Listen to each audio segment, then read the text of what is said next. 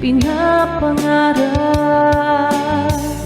Iyong nakita kay di ko papayan, at sa piling ko'y mawalay pa.